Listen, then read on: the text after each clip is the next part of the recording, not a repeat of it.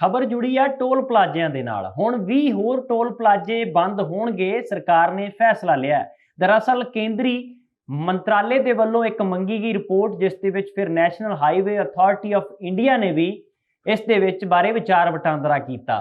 ਹੁਣ ਇਸ ਦੇ ਬਾਰੇ ਇੱਕ ਹੋਰ ਜਿਹੜਾ ਮੰਥਨ ਇਹ ਕੀਤਾ ਗਿਆ ਕਿ ਜਿਹੜੇ 40 ਤੋਂ 60 ਕਿਲੋਮੀਟਰ ਦੇ ਦਾਇਰੇ ਦੇ ਅੰਦਰ ਅੰਦਰ ਪੈਂਦੇ ਅਣਗਿਣਤੀ ਟੋਲ ਪਲਾਜ਼ਿਆਂ ਦੀ ਗਿਣਤੀ ਬਣ ਜਾਂਦੀ ਹੈ। ਜੇਕਰ ਵੱਖੋ ਵੱਖਰੇ ਥਾਵਾਂ ਦੀ ਮਿਣਤੀ ਗਿਣਤੀ ਕੀਤੀ ਜਾਵੇ ਤਾਂ ਉਹਨਾਂ ਜਿਹੜੇ ਟੋਲ ਪਲਾਜ਼ਿਆਂ ਦੇ ਵਿੱਚੋਂ ਕੁਝ ਟੋਲ ਪਲਾਜ਼ਿਆਂ ਨੂੰ ਘਟਾਉਣ ਦੀ ਵਿਉਂਤਬੰਦੀ ਚੱਲ ਰਹੀ ਹੈ ਤੇ ਸਰਕਾਰ ਨੇ ਹੁਣ ਇਹ ਫੈਸਲਾ ਲਿਆ ਕਿ ਟੋਲ ਪਲਾਜ਼ੇ ਤਕਰੀਬਨ 20 ਨੇ ਜਿਹੜੇ ਉਹ ਬੰਦ ਕੀਤੇ ਜਾਣਗੇ।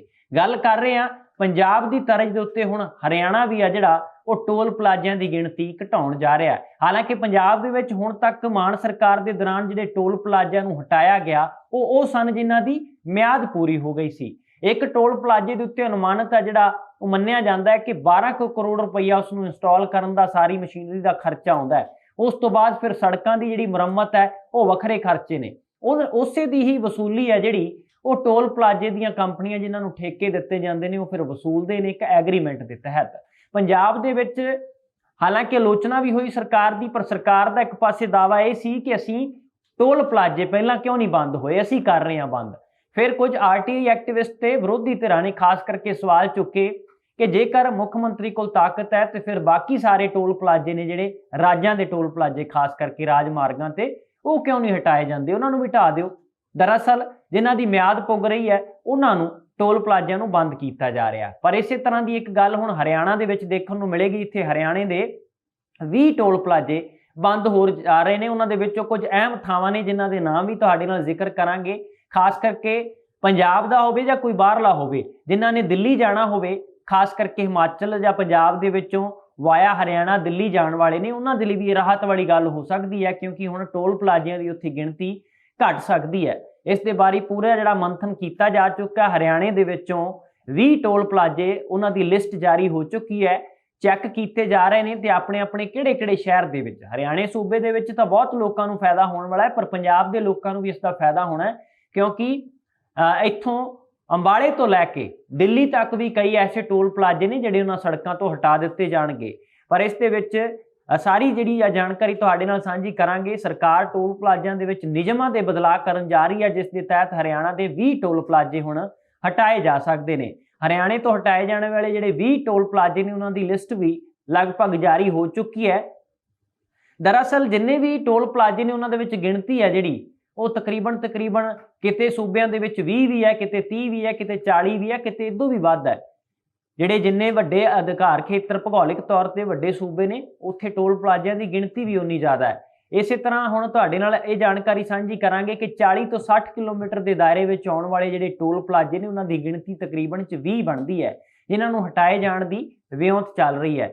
ਜਿਹੜੀ ਕੇਂਦਰੀ ਸੜਕ ਤੇ ਰਾਜਮਾਰਗ ਮਹਿਕਮਾ ਜਿਹੜਾ ਉਸਨੇ ਦੇਸ਼ ਭਰ ਦੇ ਵਿੱਚ ਰਿਪੋਰਟ ਮੰਗੀ ਸੀ ਵੱਖ-ਵੱਖ ਸੂਬਿਆਂ ਤੋਂ। ਉਸ ਤੋਂ ਬਾਅਦ national highway authority of India ਨੇ ਵੀ ਰਿਕਾਰਡ ਖੰਗਾਲ ਕੇ ਚੈੱਕ ਕੀਤਾ ਤੇ ਤੱਥ ਇਹ ਸਾਹਮਣੇ ਆਏ ਕਿ ਥੋੜੀ ਦੂਰੀ ਦੇ ਉੱਤੇ ਵੀ ਜਿਹੜੇ ਨੇ ਉਹ ਟੋਲ ਪਲਾਜ਼ੇ ਲੱਗੇ ਹੋਏ ਨੇ ਜਿਹੜੇ ਆਮ ਜਨਤਾ ਨੂੰ, ਜਿਨ੍ਹਾਂ ਨੇ ਆਵਾਜਾਈ ਰੋਜ਼ਾਨਾ ਕਰਨੀ ਹੁੰਦੀ ਹੈ, ਜਿਨ੍ਹਾਂ ਨੇ 100-150 ਕਿਲੋਮੀਟਰ ਦਾ ਸਫ਼ਰ ਤੈਅ ਕਰਨਾ ਹੁੰਦਾ, ਅਪ ਡਾਊਨ ਕਰਨਾ ਹੁੰਦਾ, ਉਹਨਾਂ ਨੂੰ ਤਾਂ ਟੋਲ ਪਲਾਜ਼ਿਆਂ ਦੇ ਖਰਚੇ ਹੀ ਮਾਰ ਜਾਂਦੇ ਆ ਰਸਤੇ ਦੇ ਵਿੱਚ।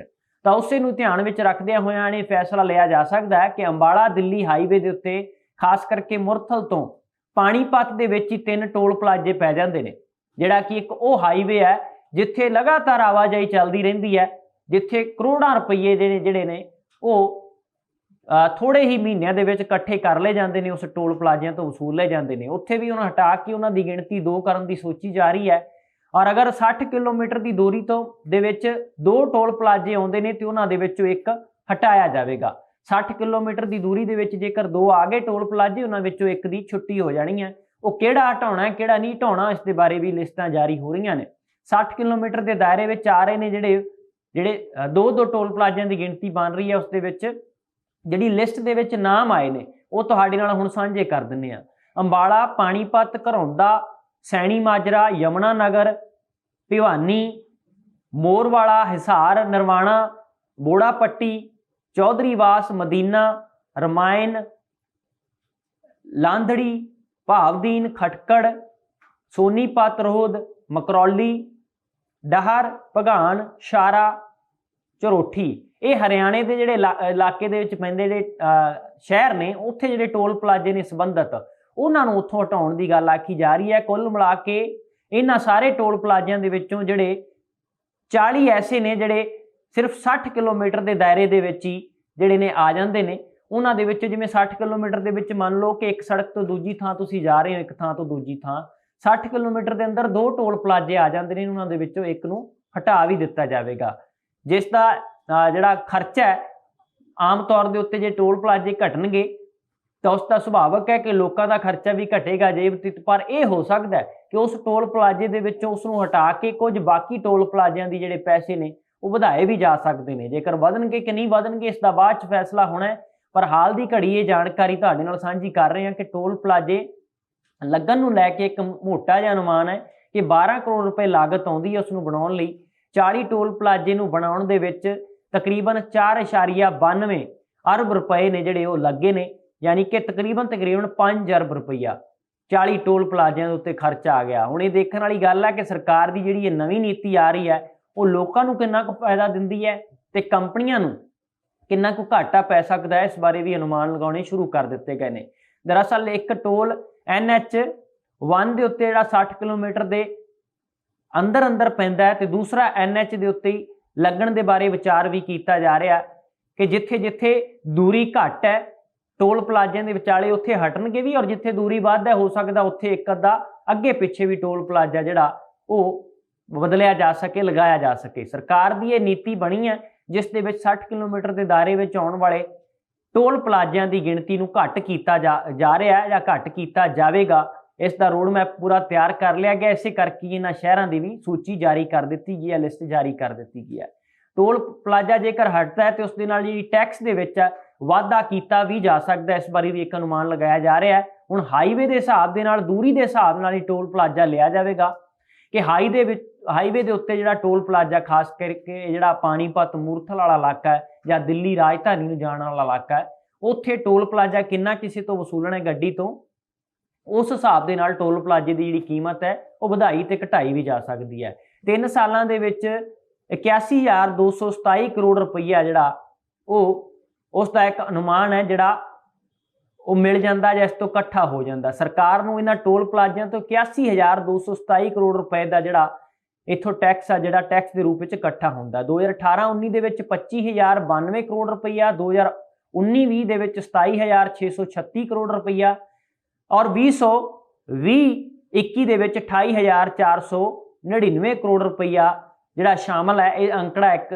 ਮੋਟਾ ਜਿਹਾ ਤੁਹਾਡੇ ਨਾਲ ਸਾਂਝਾ ਕੀਤਾ, ਯਾਨੀ ਕਿ 3 ਸਾਲਾਂ ਦੇ ਵਿੱਚ ਤਕਰੀਬਨ 81,227 ਕਰੋੜ ਰੁਪਈਏ ਜਿਹੜੇ ਨੇ ਉਹ ਇਕੱਠੇ ਹੋ ਜਾਂਦੇ ਨੇ ਇਸ ਟੈਕਸ ਦੇ ਰੂਪ ਦੇ ਵਿੱਚ। ਇਸ ਦੇ ਵਿੱਚ ਕੋਈ ਸਰਕਾਰ ਨੂੰ ਹਿੱਸਾ, ਐਗਰੀਮੈਂਟ ਦੇ ਹਿਸਾਬ ਨਾਲ ਕੰਪਨੀਆਂ ਨੂੰ ਹਿੱਸੇ, ਇਸ ਤਰੀਕੇ ਨਾਲ ਲੋਕਾਂ ਦੀ ਜੇਬ ਵਿੱਚੋਂ ਤਾਂ ਪੈਸੇ ਕੱਢ ਲਏ ਜਾਂਦੇ ਨੇ। ਉਸ ਤੋਂ ਬਾਅਦ ਕਿਵੇਂ ਸਰਕਾਰ ਕੋਲ ਕਿੰਨਾ ਹਿੱਸਾ ਪਹੁੰਚਦਾ, ਕੰਪਨੀਆਂ ਨੂੰ ਕਿੰਨਾ ਹਿੱਸਾ, ਉਹ ਜਿਸ ਟੋਲ ਪਲਾਜ਼ੇ ਕੰਪਨੀਆਂ ਨਾਲ ਐਗਰੀਮੈਂਟ ਹੋਇਆ ਹੁੰਦਾ ਉਸ ਹਿਸਾਬ ਦੇ ਨਾਲ ਉਹਨਾਂ ਦੇ ਖਾਤਿਆਂ ਵਿੱਚ ਜਾਂਦਾ ਹੈ। ਕੋਈ ਸਰਕਾਰੀ ਖਾਤਿਆਂ ਤੇ ਕੁਝ ਜੋ ਪ੍ਰਾਈਵੇਟ ਨਿੱਜੀ ਜਿਹੜੇ ਅਦਾਰੇ ਨੇ, ਕੰਪਨੀਆਂ ਨੇ, ਉਹਨਾਂ ਦੇ ਖਾਤਿਆਂ 'ਚ।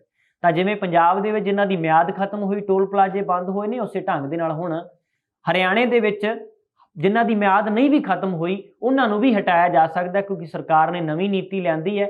ਰਿਪੋਰਟ ਵੀ ਮੰਗੀ ਗਈ ਸੀ ਕਿ ਜਿੱਥੇ 40 ਤੋਂ 60 ਕਿਲੋਮੀਟਰ ਦੇ ਦਾਇਰੇ ਦੇ ਅੰਦਰ ਟੋਲ ਪਲਾਜ਼ੇ 2 ਪਾਏ ਗਏ, ਉੱਥੋਂ ਇੱਕ ਨੂੰ ਉੱਥੋਂ ਹਟਾ ਦਿੱਤਾ ਜਾਵੇ।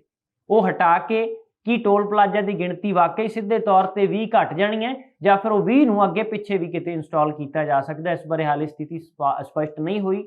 ਜੇਕਰ ਇਸ ਬਾਰੇ ਵੀ ਕੋਈ ਜਾਣਕਾਰੀ ਆਉਂਦੀ ਅਸੀਂ ਕੋਸ਼ਿਸ਼ ਕਰਾਂਗੇ ਤੁਹਾਡੇ ਨਾਲ ਉਹ ਜਾਣਕਾਰੀ ਵੀ ਸਾਂਝੀ ਕੀਤੀ ਜਾ ਸਕੇ। ਫਿਲਹਾਲ ਤੁਸੀਂ ਬਣੇ ਰਹੋ ABC ਪੰਜਾਬ ਦੇ ਨਾਲ।